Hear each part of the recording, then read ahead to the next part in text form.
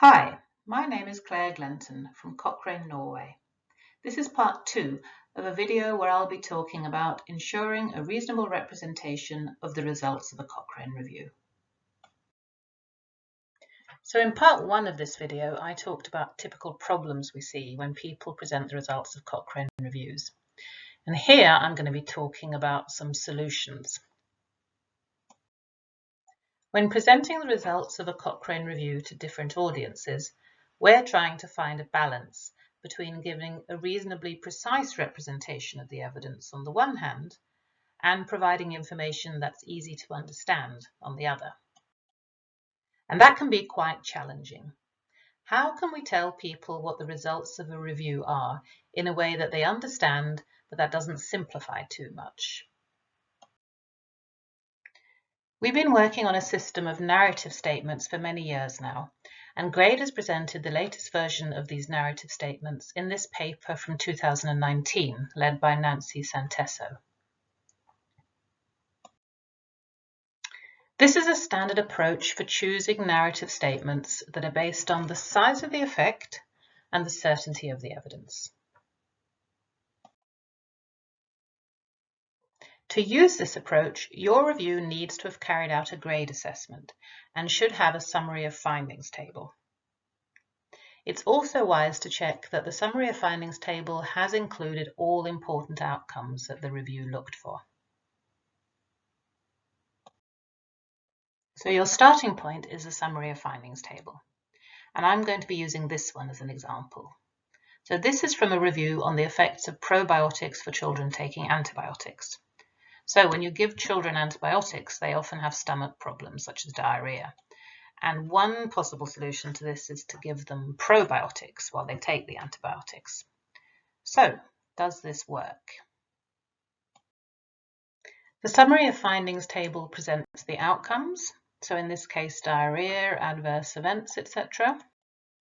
The results for the control group and the intervention group, typically in absolute numbers.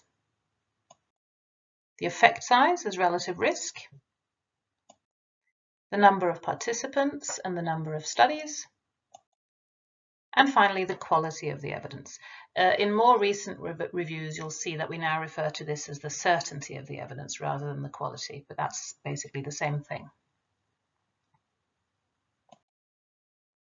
So when you're creating your narrative statements, the bits you need to focus on are the outcomes, the absolute effects, and the certainty of the evidence. So how do you create a narrative statement? Well, you start with one outcome, for instance, incidence of diarrhea, and you look at the results and you decide whether this is a large effect, a moderate effect, a small but important effect, or a trivial, small, unimportant effect, or no effect at all. Now, obviously, this is the first challenge because this is a judgment.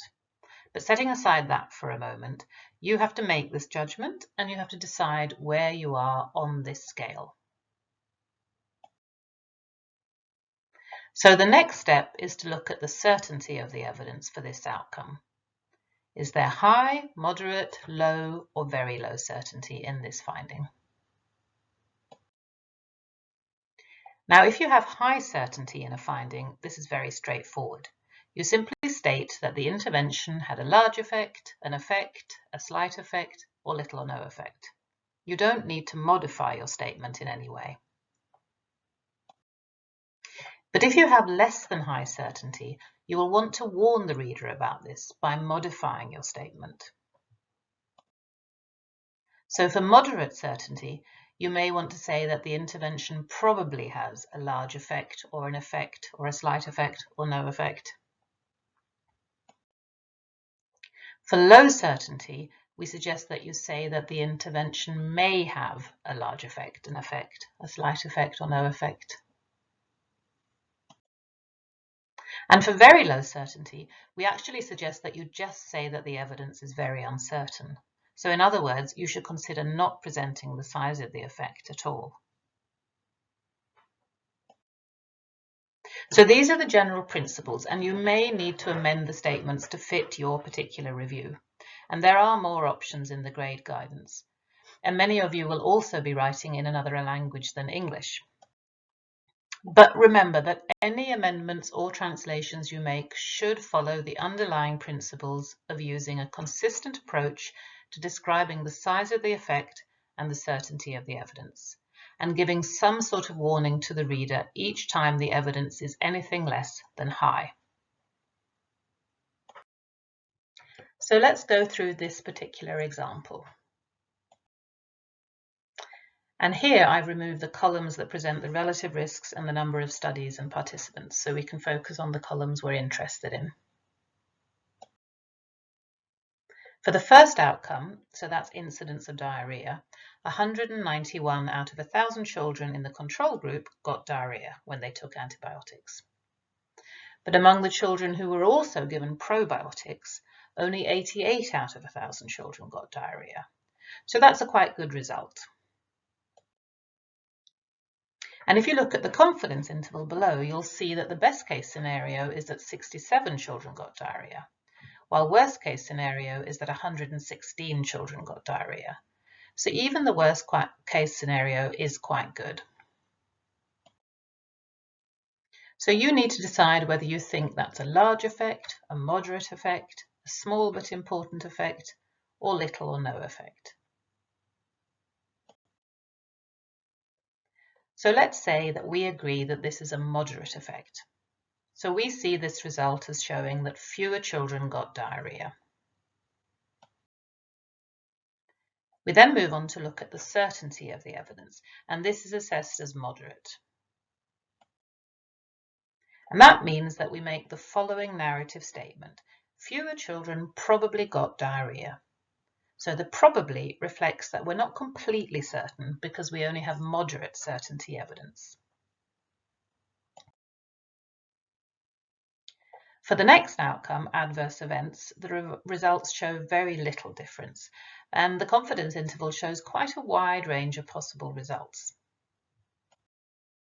But you can also see that the certainty of the evidence is actually very low, so you may not want to spend too much time looking at the numbers.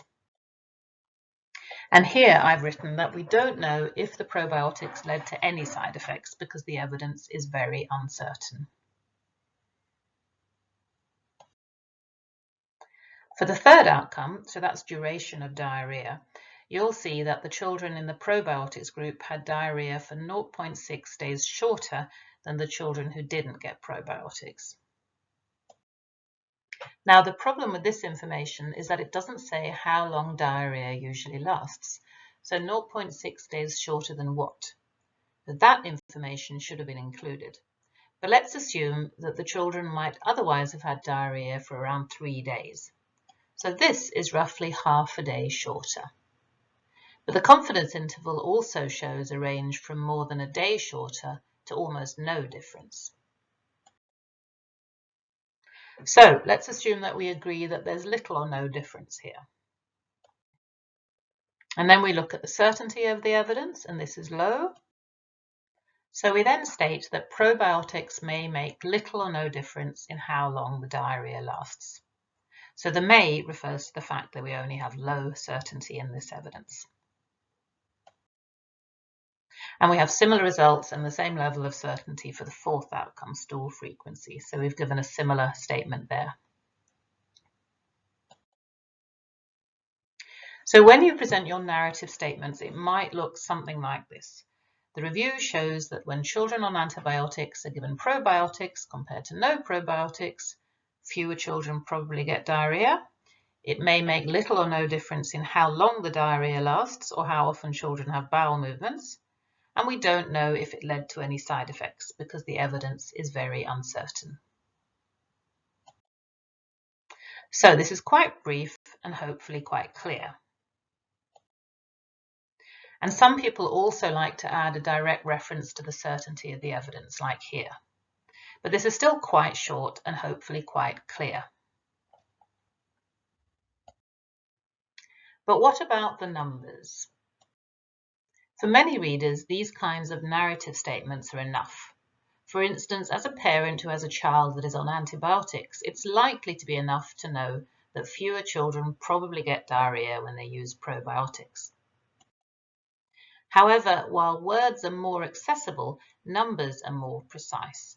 And by presenting the numbers, people can make their own judgments about how important these differences are to them.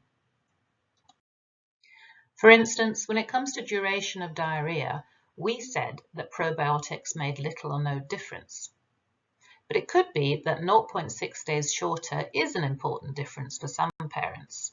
And if they had seen the numbers, they could have judged this for themselves. So ideally, we would like to use both words and numbers. And this may be particularly important for outcomes that are really important to people. So if the numbers we had just looked at were about number of deaths, for instance, rather than duration of diarrhea, these numbers would suddenly take on an even greater importance. So the more important the outcome is, the more important it may be for people to see the numbers and make their own judgments. The challenge here is that it can be really difficult to incorporate numbers into text in a way that's simple to understand. For instance, if we had incorporated the numbers into the text for this review, it might look like this. And if we had also added the confidence intervals, it would get even more complicated. And that's just for one outcome. If we add the numbers to each outcome, it starts to get very dense. So if you do decide that you need to present the numbers, consider presenting these in a simple table rather than in the text. You can also help people's understanding by making sure that they see the link between the numbers and the narrative statements. So this means they can use the narrative statements to help them check if they've understood the numbers correctly. And wherever possible, present absolute numbers, so as opposed to relative risk or odds ratios or numbers needed to treat, as this is likely to be easier to understand. And finally, if you decide not to present numbers, make it clear to people where they can go to find these numbers. This video is one of a series of videos that are based on Cochrane's dissemination checklist. And the easiest way to find the checklist is to search for it online. Thanks for watching.